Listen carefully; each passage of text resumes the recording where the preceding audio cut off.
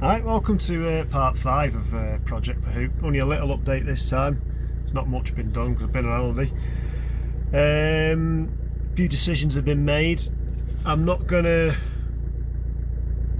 decided against keeping the original engine and trying to get it working with that engine, because I'm probably just going to replace it with something else anyway. I have a couple of engines that I'm looking at with engine and gearbox. The idea originally was going to be a Jag V6, but trying to find a Jag V6 that isn't supposed to have an automatic gearbox behind it is one thing. Then trying to find a manual Jaguar gearbox that is rear wheel drive is another thing. So I've kind of scratched the idea of that. So I'm going down the German route. Plenty of BMW gearboxes around, and I'm not going to say what engine yet because it may not happen, but it's looking likely if I can get the funds together for it. It may seem like I'm doing things in a very strange order, because I am. I'm just doing things as and when I can. So in this video you'll see me messing around with interior panels, which you'd think is a long way off, but just while they're there and they're in my head and things are there, I'll do it. Or if parts become available, if something's cheap and it's available and it looks like it's going to work, I'll probably buy it and stick it to one side. So it's going to go up, down, higgledy-piggledy, left, right, everywhere. There's never going to be in a particular order. I don't work in order anyway, I just do things as I see. So yeah, I've done a bit of work interior wise, just a little bit of decision making.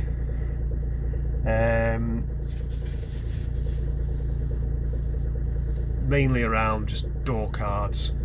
I've got an idea of what I'm going to do with the seats. Again, that's something I'm looking at in the background. I'm not pulling a trigger on anything yet until I think it's going to work. I don't want to go off and buy something only to find out it's not going to work.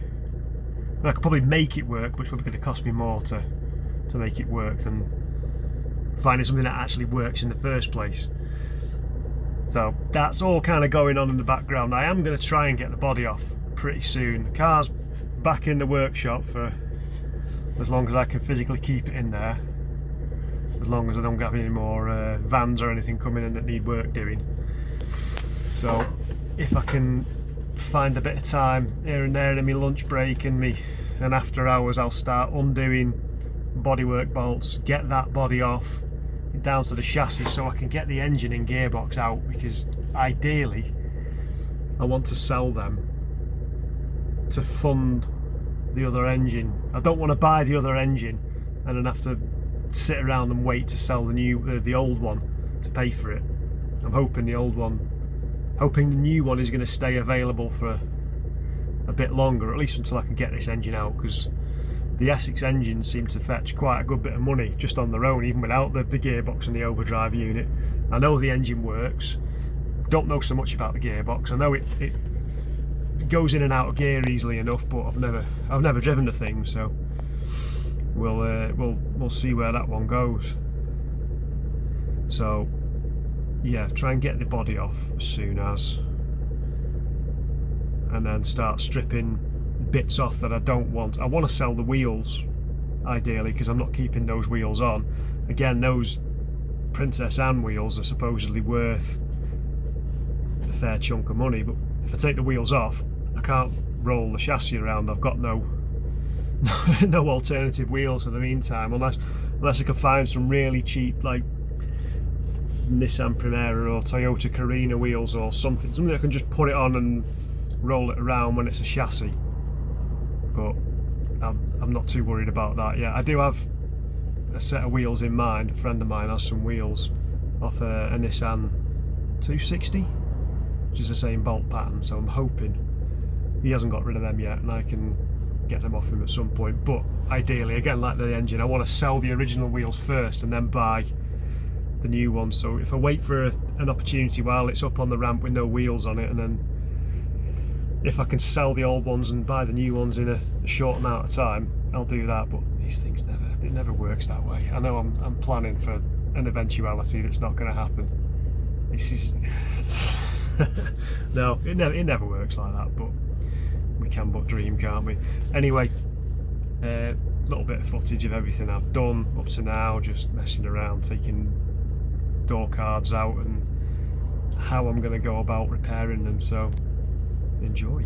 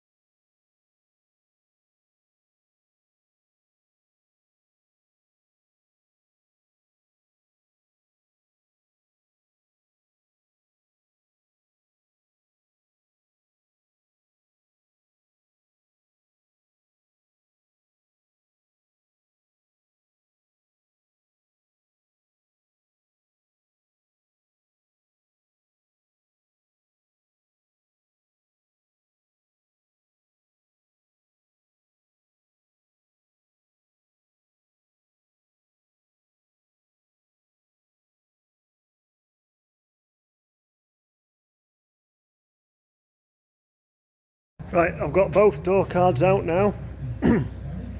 Passenger one took a bit of wrestling, it was being a bit of a pain, and I did video it, but for some reason it didn't video, so you don't get to see me struggling taking it out. But this one's a little bit crusty at the bottom here, the vinyl is. I've separated the vinyl from the back panel, and I've just dropped a clip on the floor. These little things, these little brass clips, they'll be getting replaced with proper plastic ones. As I was saying, I've separated the vinyl from the back panel, which is as bent as a £9 note, so that is getting replaced. These are definitely serviceable. I might have to glue that there, try and soften it up a little bit. They're alright on the back, they'll clean up, I'm not too worried about that. But the plan with these is, because these are made of fibreboard and they're 50 years old and absolutely knackered, what I'm going to do is replace it with a piece of 5mm ply. Not this particular piece, because this particular piece is the list, or will be the list, because I don't have a whiteboard or any paper, I'm using a piece of ply. So we need to remake door cards 5mm ply.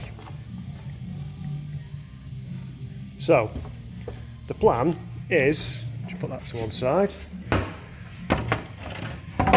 take that with me in a bit. So the plan is I might soak these a little bit, flatten them out so I can get a good idea of the actual shape they are, and then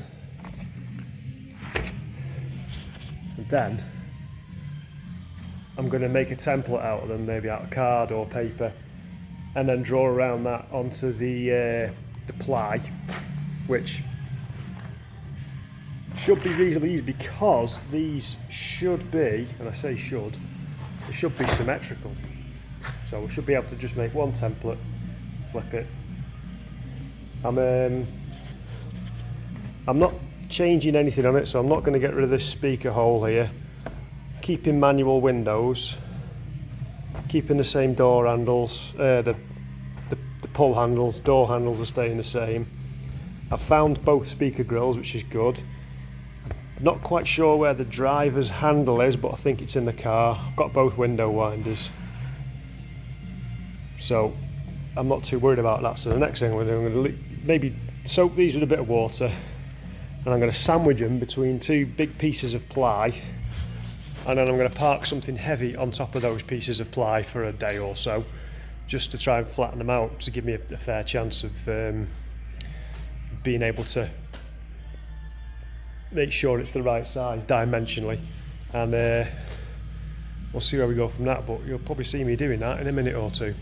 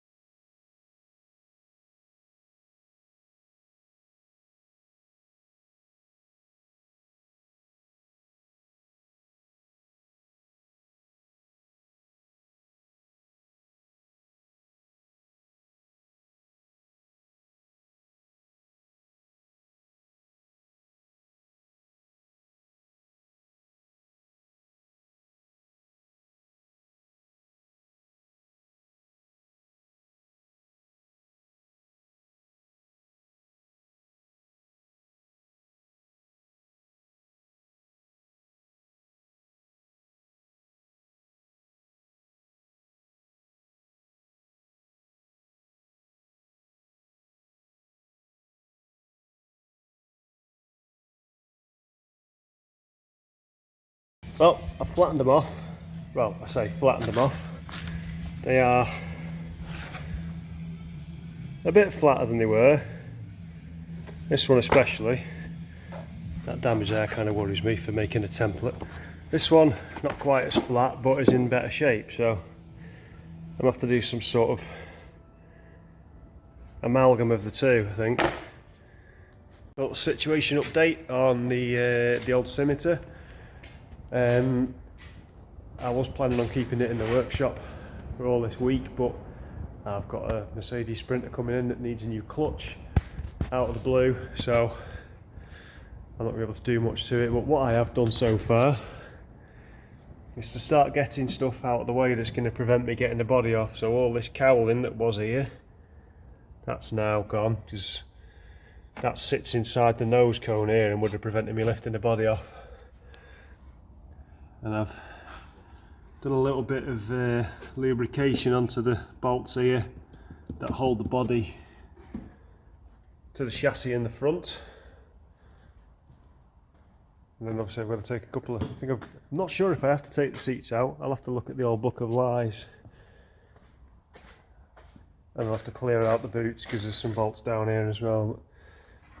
This is the cowling. Up to now, about 50% of the bolts I've undone have snapped and the rest have come out easily. That fan is crusty, that is going. That is a very pathetic fan, that, if I must say so myself. That's terrible. But I'm hoping after this week I can bring it back in, get all the stuff out that's getting in my way, get all the body bolts out and everything else that entails getting the body off, and get that on a pallet somewhere back in the cabin out of the way, and then I can start getting the engine and gearbox out. So with any luck, the next video I'll have a montage or a slow-mo, or not a slow-mo, a Laurel and Hardy sped up version of me taking the body off, but we'll see if that happens, won't we? It's alright.